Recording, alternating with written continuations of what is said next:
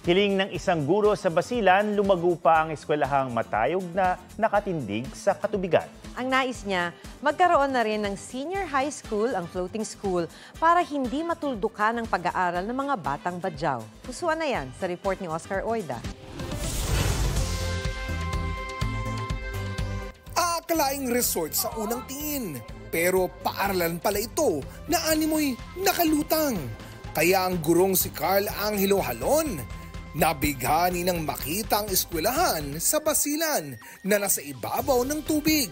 Nung una po akong napadpad sa Badyaw Floating Integrated Schools, number one ay na-amaze po talaga ako. And it's kind of unique kasi hindi kasi lahat ng mga setups ng paaralan ay nasa tubig.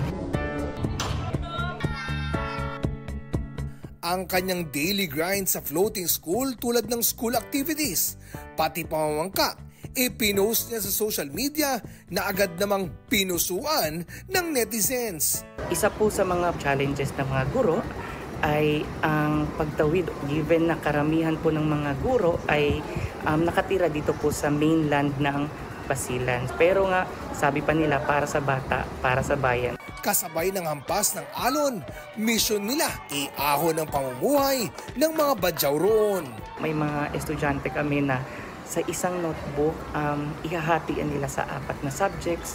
Yung iba po sa kanila ay hindi na po nagpro-proceed sa high school. Natatakot po silang pumunta sa mainland, dala na po nang binubuli sila. Para sa mas magandang kinabukasan ng mga mag-aaral, hangad ni na Teacher Carl na magkaroon na rin ng senior high sa floating school.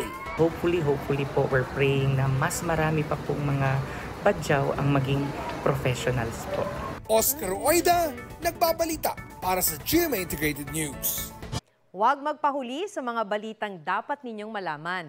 Mag-subscribe sa GMA Integrated News sa YouTube. Sa mga kapuso abroad, subaybayan nyo kami sa GMA Pinoy TV at sa www.gmanews.tv.